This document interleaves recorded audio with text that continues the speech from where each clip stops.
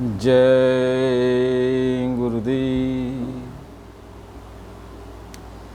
जय गुरुदेव, जय गुरुदेव। मेरे प्यारे गुरुदातार, मंगता द्वारे खड़ा मैं रहा, पुकार पुकार मेहर कर देखो जरा। मोहे दीजे भगति दान, काल दुख बहुत दिया, मेरी तड़प उठी है माय, दरस को तरस रहा। बरसाओ घटाया पार, प्रेम रंग दीजे बहाय, सूरत भीजे अमीर से धार, तान मन हो में हरा। मेरा जीवन सुफल होई जाए, तुम गुण गाऊं सदा। मैं नीच अधम ना कर, तुम्हारे द्वारे पड़ा, मेरी विनती सुनो धर प्यार। घाट में गाओ दया स्वामी जी, पिता हमार, जल्दी पार किया स्वामी जी, पिता हमार, जल्दी पार करो मेरे प्यारे गुरुदातार, मंगता द्वारे खड़ा। कोटि कोटि करु वंदना, अरब खरब प्रणाम, चरण कमल बिसरू नहीं, जय गुरुदेव नाम। परम पूज्य स्वामी जी महाराज, आप सभी प्रेमियों, सत्संगी भाई बहनों, गुरु महाराज जी के चरणों में कोट कोट प्रणाम। आज हम आपको ऐसी बातें कुछ बताएंगे जो आपने कभी सुना नहीं होगा। मालिक की बड़ी कृपा दया है कि हम सबको गुरु महाराज जी की दया कृपा से ये मानव शरीर जो मिला है, भक्ति भाव करने का, मालिक को याद करने का, अपने घर चलने का जो मार्ग मिला है, उस पर हम लोग समय देते हैं। सुमिरन, ध्यान, भजन, सेवा, सत्संग, इसमें हम सब लोग लगे रहते हैं और लगे रहना चाहिए। यह शरीर एक तरह का हम सबको मिला है, यह हरि मंदिर है। इसमें बैठकर हमको भगवान की आराधना करनी चाहिए। यह शरीर एक मुसाफिर खाना है। मुसाफिर खाना में जैसे कोई जीव, कोई इंसान जाके रहता है, एक रात दो रात के लिए फिर चला जाता है, ऐसे यह मुसाफिर खाना है। इसमें हम सब लोग आए हैं विश्राम करने के लिए और इसमें कुछ अपना काम कर लेने के लिए। इसके बाद यहाँ से हम सबको निकल जाना है। महापुरुष समझा रहे थे कि एक महात्मा जी एक गांव में जा रहे थे, तो एक आलीशान मकान बना हुआ था 2-3 मंजिला, और उसके सामने एक आदमी बैठकर सोफे पर और हंसता था। तो महात्मा जी उसके पास गए और कहें कि मतलब कहिए क्या हाल चाल है। वह कहा हाल चाल सब ठीक है। तो महात्मा जी ने कहा कि अरे बच्चा, ये सब क्या है? तो उसने कहा कि आप देख नहीं रहे हो ये आलीशान मकान है। तो महात्मा जी ने कहा अरे ये सब तो कूड़ा कचरा तुमने इकट्ठा कर रखा है, अरे कुछ अपनी आत्मा के लिए कुछ कर ले। तो कहा जा जा, तुम्हारे ऐसे महात्मा को मैंने बहुत देखा है। तो जब महात्मा जी फिर चले गए, फिर 6 महीने के बाद जब महात्मा उसी रास्ते आ रहे थे तो वहाँ कोई मकान नहीं था। तो गांव वालों से पूछा, अरे भाई यहाँ तो एक आलीशान मकान था, वो कहाँ गया? हम कहीं रास्ता तो भटक तो नहीं गए? कहे नहीं बाबा जी, आप रास्ता नहीं भटके, अरे जलजला आया था और यह मकान जो है 2-3 मंजिला जो मकान था आलीशान, ये ढह गया, अब कूड़ा कचरा में तब्दील हो गया है। कहें जो इसका मालिक था वो क्या कर रहा है? कहें वह देखिए बाबा, वहाँ बैठ कर के वो रोता रहता है। तो बाबा उसके पास गए, कहें अरे बच्चा क्या कर रहा है? तो वो बाबा को जब देखा महात्मा जी को तो पहचान गया, उनसे हाथ जोड़कर विनती करने लगा, रोने लगा। कहा बाबा जी, आपने तो कहा था कि यह कूड़ा कचरा है, ये तुमने इकट्ठा किया है और मैंने आपको भला बुरा कह दिया। आज ये सचमुच कूड़ा कचरा बन गया, मेरी सारी कमाई ख़त्म हो गई, अब तो मेरा सब दुनिया लुट गया। तो बाबा जी कहें यही तो मैं तुम्हें समझाने के लिए आया हुआ था। अरे ये तो गया तो गया, लेकिन यह सही भी तो एक कूड़ा कचरा है, यह भी तो जाने वाला है। यह तो तुम्हें हम 6 महीने के पहले समझाने के लिए आए थे। यदि समझ गया होता तो कोई रास्ता तुमको मिल जाता, लेकिन तब तूने तो समझा नहीं। तो अभी समय है, नहीं तो यह भी कूड़ा कचरा में तब्दील होने वाला है। तो महात्मा ये समझा रहे कि इसके बाद जो है, जब महात्मा जी जाने लगे तो महात्मा के पीछे पीछे वो पड़ गया और कहा कि बाबा जी, हम भी आपके साथ चलेंगे, अब हमारा यहाँ कुछ नहीं है, अब यहाँ हम नहीं रुक सकते।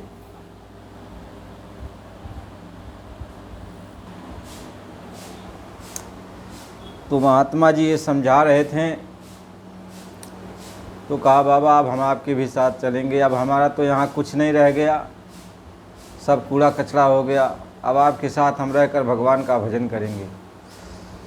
तो कहने का मतलब यह है कि महात्मा तो सबको समझाते हैं, समय से सबको समझाते हैं, लेकिन जब कोई मान जाता है तो उसका भला हो जाता है। यदि नहीं मानता है तो जो होना है तो होगा, कहीं होनहार होनी सो होगी, तो जो होना है वो तो हो ही जाएगा। लेकिन महात्मा सबको बचाना चाहते हैं और सबको रास्ता दिखाते रहते हैं, लेकिन क्या है कि हम मद में चूर रहते हैं, हमें अहंकार रहता है, तन का अहंकार, धन का अहंकार, रुपए पैसे का अहंकार, और ये सब अहंकार ही हमको महात्माओं को समझने नहीं देता है। महापुरुष ही समझाते हैं कि ये शरीर, सभी लोगों ने कहा और सब लोग ये देखते हैं कि यह शरीर से कुछ करना चाहिए, कुछ करना चाहिए। महात्मा ये समझाते हैं कि नर हो न निराश, करो मन को, नर हो न निराश, करो मन को, कुछ काम करूँ, कुछ काम करूँ। कहते हैं मनुष्य है इंसान, जब तुम्हें मानव शरीर मिल गया तब तुम निराश क्यों होता है? अब तुम्हें तो खुशहाली होना चाहिए। अब आए हो तो कुछ काम करने के लिए, कुछ अपना काम बना लो, कुछ शरीर के लिए भी जो करते हो ये भी कर लो और अपनी आत्मा के कल्याण का भी अपना काम कुछ कर लो। वो लिखते हैं कि नर हो न निराश, करो मन को, कुछ काम करो, कुछ काम करो, जग में रह कर कुछ नाम करो, नर हो न निराश, करो मन को। कहते हैं अपने आप को निराश मत हो और संसार में आए हो तो कुछ नाम कमा के जा, क्योंकि यहाँ तो हमेशा रहना नहीं है, लेकिन जब तक हो तो कुछ नाम कमा लो, अपनी आत्मा को जगा लो और संसार के लिए भी अपना कुछ काम कर लो। कहीं कुछ दीन कमा, कुछ दुनिया कमा, कुछ हरि के हेतु लगा बाबा। कहते हैं कुछ दिन कमा, कुछ दुनिया कमा, और कुछ हर के हित लगा बाबा। कहते हैं कुछ अपने लिए कर, कुछ दूसरों के लिए कर, और कुछ जो है भगवान के भजन में अपना समय बिता दे। यह जन्म तुम्हें इसीलिए मिला है। कहना रहो न निराश, करो मन को, कुछ काम करो, कुछ काम करो। यह जन्म हुआ किस अर्थ यहू, समझो जिसमें यह व्यर्थ न हो। कहीं मानो से तुमको जो मिला है यह किस अर्थ के लिए, क्या करने के लिए मिला है, किस उद्देश्य के लिए मिला है, इसको तुम समझो। किसी महात्माओं के पास जाकर, संतों के पास जाकर, विद्वानों के पास जाकर, जो जानकार हैं उनसे जाके समझो कि हमें मानव शरीर क्यों मिला, क्या करने के लिए मिला है। कहते यह जन्म मिला किस अर्थ यहू, समझो जिसमें यह व्यर्थ न हो। कुछ तो उपयुक्त करो तन को, नर हो न निराश करो मन को। तो संतों महात्माओं के पास जाकर, जानकार के पास जाकर उनसे शिक्षा दीक्षा प्राप्त करो, और वो बताएंगे कि यह मानव जन्म तुम्हें किस लिए मिला है, यह मानव शरीर तुम्हें किस लिए मिला, क्या करने के लिए मिला है, क्या करना चाहिए तुमको। तो पूरी बात तुम्हें समझा देंगे। और यदि आप जाओगे नहीं तो सिर्फ आप जो है अपने पेट के लिए करते रहोगे, जीवन भर कमाते रहोगे, पेट के लिए करते रहोगे, और जैसे करते करते समय भी आ जाएगा फिर चले जाओगे। ऐसे सब बातें हैं, पेट के लिए करते हैं चले जाते हैं। लेकिन कुछ लोग ऐसे होते हैं कि जो यहाँ नाम कमा के जाते हैं, अपने लिए भी कुछ करते हैं, कुछ दूसरों के लिए भी करते हैं, और कुछ अपनी आत्मा को जगाते हैं और परमात्मा से भेंट भी करते हैं, उपदेश देते हैं, तो उनका नाम इतिहास में अजर अमर हो जाता है। तो जब वो समझ कर चलते हैं, किसी जानकार से रास्ता लेते हैं, उनकी से शिक्षा दीक्षा प्राप्त करते हैं, नहीं तो बस यहाँ क्या है कि आप जन्म लिया, बच्चा होशियार हुआ, पढ़ लिख कर सियाना हुआ, बस उसको नौकरी चाकरी किया, बस इतने तक रह गया, चलो शादी विवाह हो गया, महल अटारी बना लिया, बैंक में पैसा इकट्ठा कर लिया, और फिर जो है खा पी करके एकदम बुढ़ाई अवस्था आया, फिर चला गया। फिर आगे उसको कोई पूछने वाला नहीं है कि उसने अपने जीवन में किया क्या नहीं किया। कोई पूछेगा? कोई नहीं पूछेगा, और उसके जीवन से कोई मतलब भी कोई नहीं रखेगा। लेकिन जब तुम कोई अच्छा काम करेगा या संसार में अच्छा काम करके दिखा के तब जाएगा, तो तुम्हारे जाने के बाद भी तेरा नाम अमर हो जाएगा, और तुम्हारे रास्ते पर जो आने वाली पीढ़ी है वो चलेगी।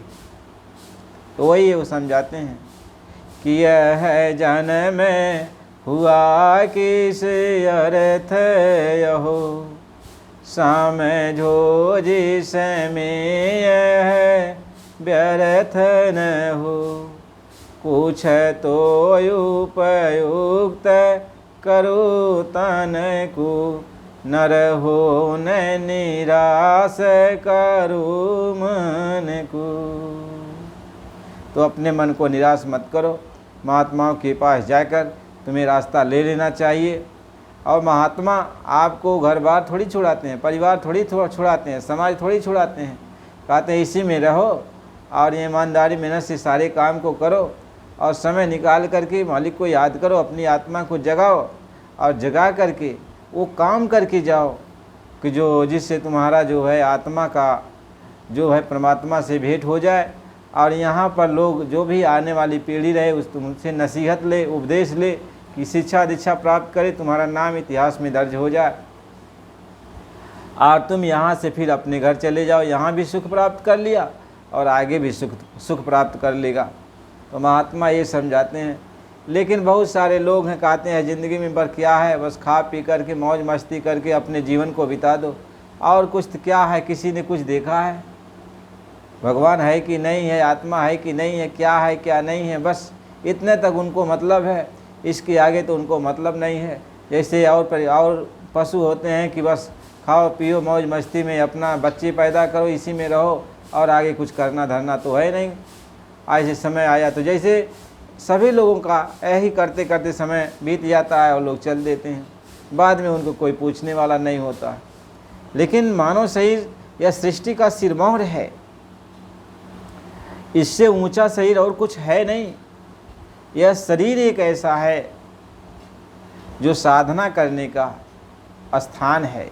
यह शरीर ही एक हरि मंदिर है जिससे भगवान से मिला जा सकता है। यह शरीर ही है जिससे अपनी आत्मा को जगाया जा सकता है।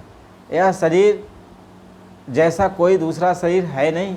इस शरीर को पाने के लिए देवी देवता तक तरसते हैं, और वो भी भगवान से, मालिक से प्रार्थना करते हैं कि हमें एक बार मानव का शरीर दे दो, ताकि हम भी अपनी आत्मा का कल्याण कर लें, अपने जीवात्मा का कल्याण कर लें। महात्मा इस चीज़ को समझाते हैं कि सदेही को सिमिरहि देव, असो देहि भजु हरि की शिव। कहते हैं इस देह को देवता लोग भी सिमरन करते हैं कि हमें एक बार मिल जाए। तो यह शरीर मान लीजिए तुमको मिल गया, कितना बड़ा तुम्हारा भाग्य है। अब तुम्हारा भाग्य खुल गया कि तुम्हें मानो शरीर मिल गया। अब इस शरीर में किसी महात्मा के पास जाकर उनसे रास्ता लेकर के अपनी आत्मा को जगाओ, यही सबसे बड़ा काम है। कहीं काम अपना करो जाई, पराए काम नहीं फंसना, तो अपना काम करो, ये अपना काम है कि अपनी आत्मा को जगाओ, अपनी आत्मा को जगाओ। और ये जागेगी कैसे? महात्मा से जुक्ति ले करके जब तुम रगड़ करोगे। कहीं अतिशय रगड़ करे जब कोई, और अनलय प्रगट चंदन से हुई। ऐसा नहीं है कि आप जो है आपको पत्थर मिल गया तो आप पत्थर पर ऐसे धीरे धीरे रगड़ रहे हो तब आग निकलेगी। अरे पत्थर पर रगड़ना पड़ता है, मेहनत से रगड़ना पड़ता है, तब आग निकलती है, उसको टक्कर मारना पड़ता है। और जैसे शीतल जो है चंदन है तो उसको घर्षण करना पड़ता है, रगड़ना पड़ता है, तब उसमें से आग निकलती है। ऐसे मानव शरीर जो है इसको रगड़ करना पड़ता है। रगड़ क्या है मानव शरीर को? इसमें जो महात्मा जुक्ति बताते हैं उस जुक्ति को अभ्यास करना है, उसमें समय देना है, उसी को रगड़ कहते हैं। अब ये नहीं है कि जुक्ति मिल गई और तुम रगड़ ही नहीं करोगे। जब रगड़ नहीं करोगे तो आग कहाँ से निकलेगी, आत्मा निकलेगी कहाँ से, आत्मा दिखाई कैसे पड़ेगी? इसलिए रगड़ करना बहुत ज़रूरी हो। आपको रगड़ करना पड़ेगा। जब रगड़ करोगे तभी आत्मा दिखाई पड़ेगी, नहीं तो आत्मा दिखाई नहीं पड़ेगी। ऐसे सोई की सोई आत्मा चली जाएगी। इसलिए महात्मा ये समझाते हैं कि जब जुक्ति मिल जाए तो तुम्हें रगड़ करना पड़ेगा। कहीं अतिशय रगड़ करे जो कोई, और अनलय प्रगट चंदन से हुई। तो जब अतिशय रगड़ करोगे तो आग निकल जाएगी। जब आग निकलेगी तो आप देखोगे। ऐसे ही जब कमाई करोगे, सिमरन करोगे, ध्यान करोगे, भजन करोगे और लगन लगा के करोगे कि मेरा ये काम है, इस काम को हमको करना है, तो जब इस काम को आप करोगे लगन के साथ, तब ये आत्मा का प्रकाश प्रकट होगा, तब आत्मा जगेगी। अब आत्मा जब जगेगी तो जब आत्मा जगती है तो इसके ऊपर जो कूड़ा कचरा लादा गया है यह गिर जाएगा, गिर जाएगा, ये जल जाएगा कूड़ा कचरा। अब आत्मा निखालिस हो जाएगी, साफ सुथरी हो जाएगी, सुंदर हो जाएगी। इसी को कहते हैं श्याम सुंदर। आत्मा बहुत सुंदर है लेकिन अभी श्याम है, श्याम का मतलब इसके ऊपर कालिख लगा हुआ है, पाप पुण्यों की मैल जमा हुई है, अब ये कालिख हो गई है, इसलिए इसको श्याम कहते हैं। लेकिन जब इसके ऊपर से कालिख उतर जाएगी तब यह सुंदर हो जाएगी, तो श्याम सुंदर हो जाएगी। अब श्याम से यह सुंदर हो जाएगी, यानी कौआ से अब ये हंस बन जाएगी। महात्मा इसको समझाते हैं कि अब आत्मा कौए से हंस बन गई, अब ये श्याम सुंदर हो गई। महात्मा ये समझाते हैं अब ये जो है आत्मा सूरत हो गई, सीता बन गई। सीता सूरत को कहते हैं और राम शब्द को कहते हैं। अंदर में पिया परमात्मा को राम कहते और सीता को सूरत कहते हैं, आत्मा को सूरत कहते हैं। अब ये सूरत राम यानी परमात्मा से भेंट कर लेगी, परमात्मा से मुलाकात कर लेगी और दोनों का जो है सिया स्वयंवर हो जाएगा, दोनों का विवाह हो जाएगा, गठबंधन हो जाएगा। यानी यही स्वयंवर है, यानी ये सीता जो है शब्द से मिलाप कर ले, इसीलिए इसको कहा जाता है कि सूरत शब्द नाम योग मार्ग। यानी यह आत्मा जो सूरत है ये शब्द से जुड़ जाती है, यानी गठबंधन हो जाता है। अब यह जब गठबंधन हो गया तो फिर नाम योग मार्ग। अब गठबंधन जब हो गया तो नाम का यानी जो डोली है, जिस रास्ते से आत्मा को जाना है वह नाम की डोली है, उस मार्ग से आत्मा अब चलती है। पहले तो शब्द से इसका गठबंधन होगा, शब्द से इसका गठबंधन होगा, फिर नाम की डोली पर ही बैठेगी, फिर नाम की डोली इसको जो है एक एक मुकाम पर लेके जाएगी। हर मुकाम पर जाकर आराम करेगी, फिर अगले मुकाम पर जाएगी, फिर अगले मुकाम पर जाएगी। ऐसे मुकाम को पार करते हुए तब ये आत्मा अपने घर चली जाएगी। लेकिन अब सूरत और शब्द यानी दोनों साथ में चलेंगे, यानी शब्द गुरु भी चलेगा और सूरत भी चलेगी, यानी गुरु और शिष्य दोनों साथ में ही चलते हैं उस नाम डोली पर। महात्मा इस समझाते हैं, इसी को सूरत शब्द नाम योग मार्ग कहते हैं। अब जब तक सूरत शब्द नाम योग मार्ग पर आप नहीं चलोगे तो आप अपने घर कैसे जाओगे। महात्मा इसको समझाते हैं, इसलिए अभ्यास करना चाहिए कि हमें सूरत शब्द नाम योग मार्ग, यानी अब हमें जो नाम मिला है, पांचों नाम का जो हमें सिमरन करना है, पांचों नाम हमको चलते उठते बैठते सोते जागते जो सतगुरु ने दिया है, कहें 5 नाम का सिमरन करो और श्याम सेत में सूरत धरो। कहते हैं कि श्याम सेत में सूरत धरो, यानी दोनों आँखों के बीचों बीच अपने ख्याल को लगाए रखो और चलते उठते बैठते सोते जागते जब भी तुम्हें समय मिलता है बराबर, तो ये पांचों नाम का अंदर ही अंदर तुम सिमरन करते जाओ। तो पांचों नाम का बराबर सिमरन करते करते करते करते दुनिया का जो सिमरन है, जो मन दुनिया का सिमरन करके कूड़ा कचरा इकट्ठा करके रखा है, जब हम पांचों नाम का बराबर सिमरन करते जाएंगे तो यह कूड़ा कचरा जो है साफ होता जाएगा। यही है झाड़ू लगाना। कहें पकड़ कर इश्क की झाड़ू सफ़ा कर दिल के हुजरे को, दुई की धूल रख सर से मुसल्ले पर उड़ाता जा, अगर है शौक़ मिलने का तो हरदम लौ लगाता जा। यानी इश्क की झाड़ू 5 नाम को ही कहते हैं, गुरु के नाम को ही कहते हैं। यह तुम्हें इश्क करना है, यानी गुरु से इश्क करना है, गुरु से प्रेम करना है, गुरु की भक्ति करना है, तो ये 5 नाम का तुम्हें झाड़ू उठाना पड़ेगा, यानी 5 नाम का तुम्हें सिमरन करना पड़ेगा। यही है इश्क। जो 5 नाम का सिमरन नहीं करता वह कभी गुरु से इश्क नहीं कर सकता, प्रेम नहीं कर सकता, भक्ति नहीं कर सकता है। क्योंकि गुरु का जो प्रेम होता है वह दुनियावी प्रेम नहीं होता, गुरु की जो भक्ति होती है दुनियावी भक्ति नहीं होती, गुरु का जो इश्क होता है दुनियावी नहीं होता, वह अलौकिक है, रूहानी है। और यह इश्क, यह प्रेम, यह जो है भक्ति रूहानियत की आपको नाम के द्वारा ही प्राप्त होती है। इसलिए गुरु नाम लेके आता है, यानी इश्क लेके आता है, प्रेम लेके आता है, भक्ति लेके आता है। इसी को ये आत्मा कहती है कि मोहि दीजिए भक्ति दान और काल दुख बहुत दिया।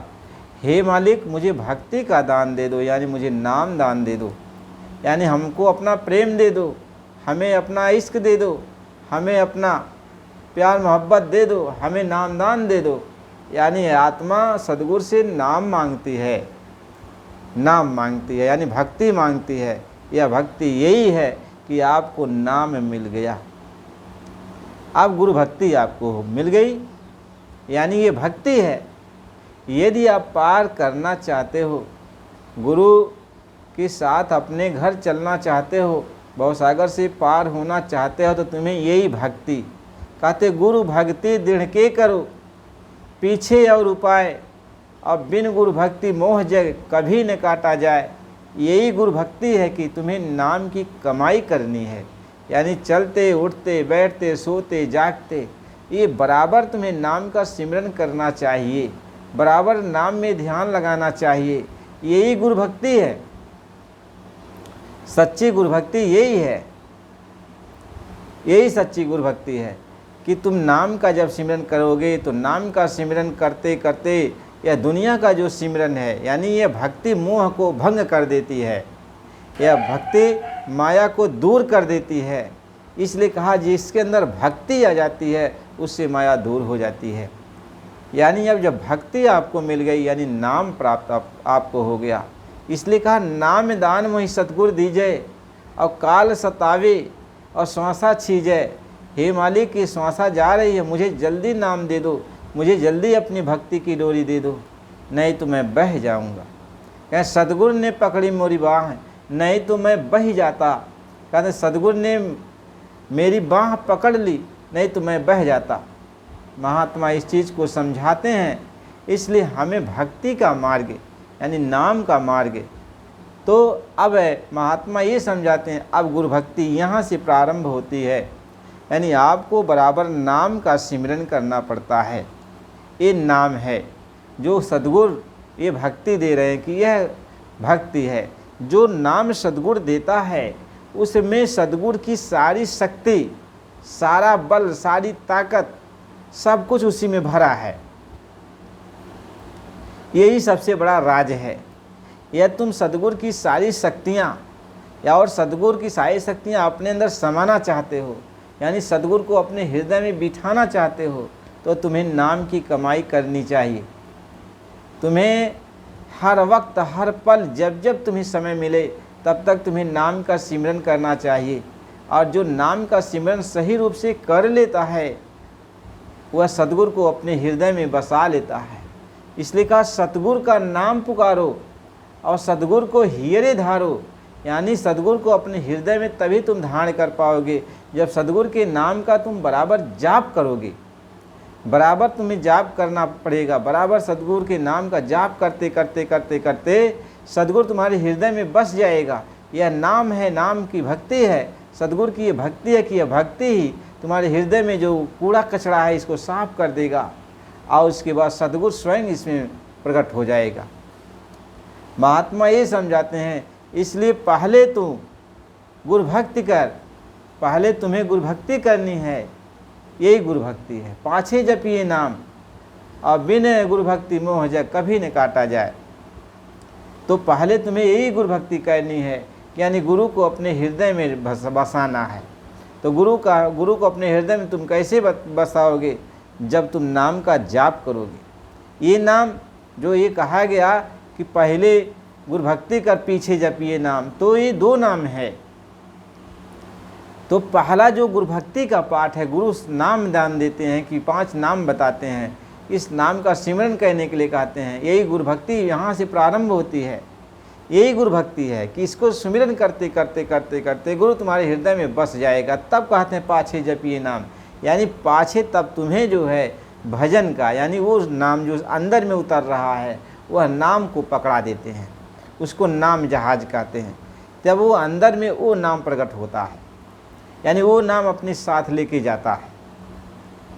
गुरु इस बात को समझाते हैं कि पहले तुम इस नाम का जाप करो, वर्णात्मक नाम का जाप करो, फिर धुनात्मक नाम को पकड़ लो। तो पहले ही तुम धुनात्मक नाम को पकड़ना चाहते हो, तो बड़ा धुनात्मक नाम को पकड़ में इसलिए नहीं आता है क्योंकि तुम्हारे ऊपर जो वो बोझ है कर्मों का, जो मैल है पाप पुण्य का, ये साफ नहीं हुआ, तो धुनात्मक नाम तुमको कैसे पकड़ेगा। इसलिए कहा कि शब्द खुलेगा गुरु मेहर से और खींचे सूरत गुरु बलवान। और वो धुनात्मक नाम तो गुरु की दया से खुलेगा, चलेगा, वो ले चलेगा। तो जब गुरु तुम्हारे हृदय में बस जाएंगे तब तो। और गुरु को हृदय में बसाने के लिए गुरु का नाम जाप करना पड़ता है, इसलिए 2 नाम होता है।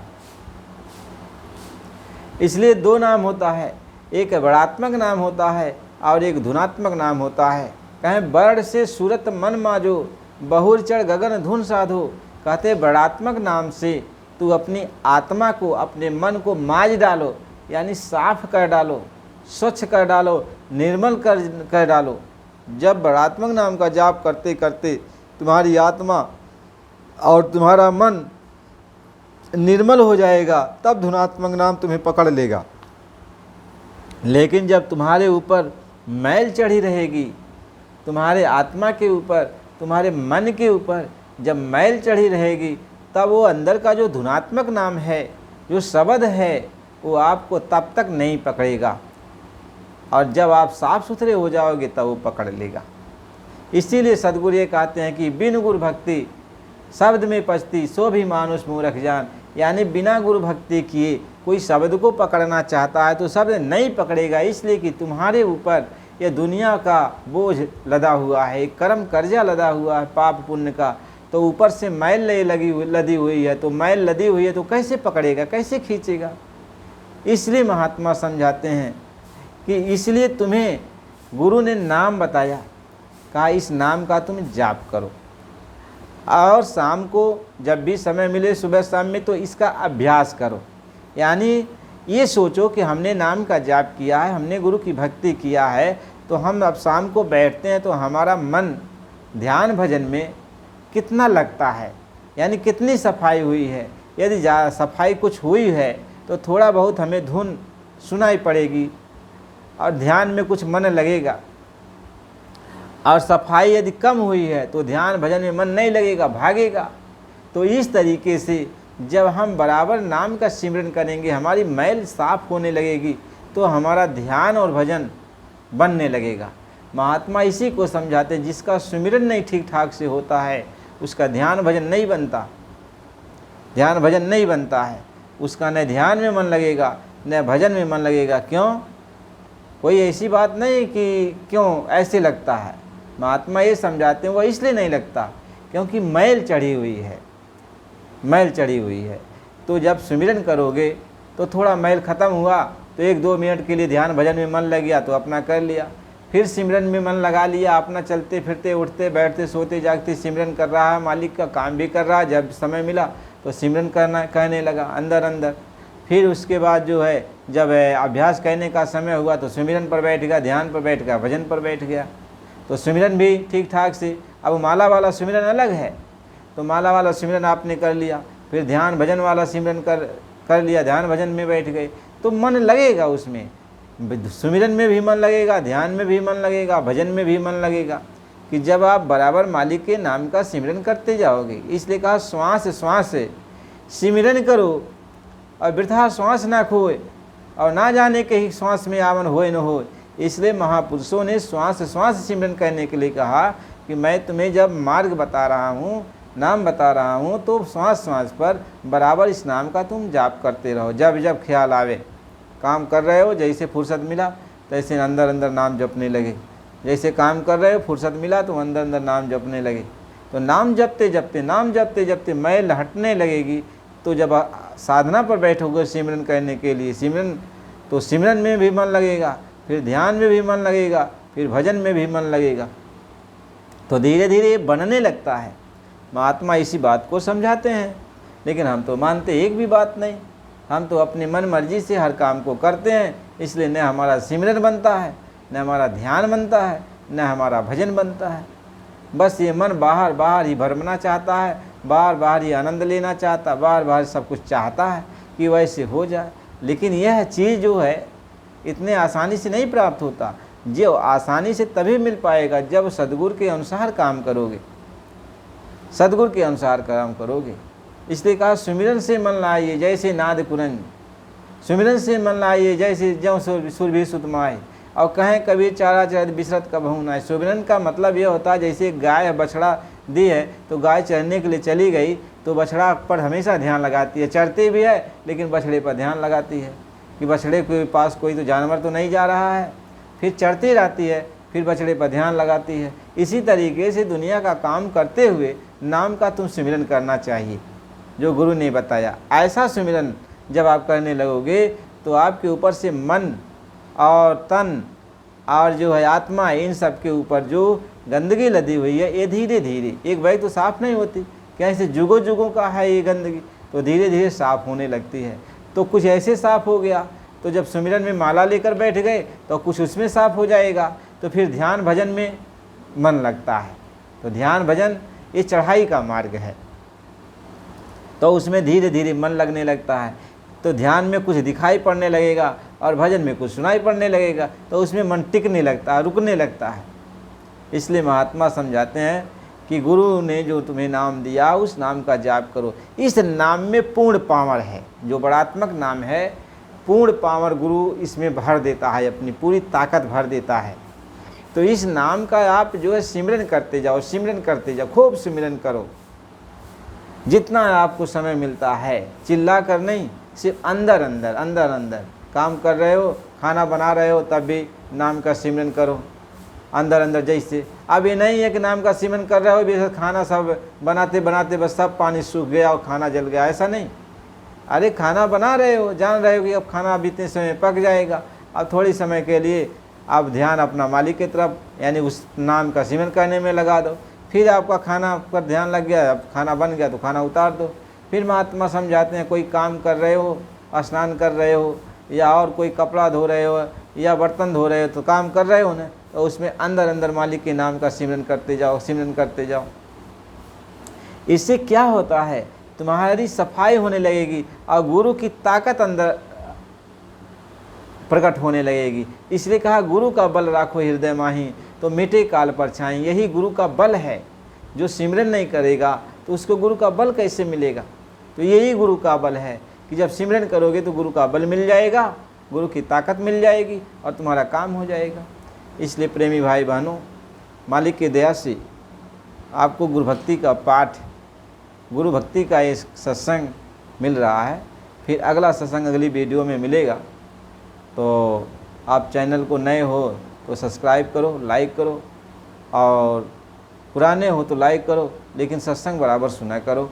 बहुत सारे सत्संग हैं, सभी सत्संग को आप सुनते जाओ। सब में जैसे सुनते जाओगे तो आपको ज्ञान मिलेगा, आपको भक्ति कहने का मार्ग मिलेगा, आप कैसे गुरु भक्ति करते हो, इस सब पर भी आपको जो है सत्संग मिला है। इससे सफाई होती जाएगी, आपका मन लगेगा।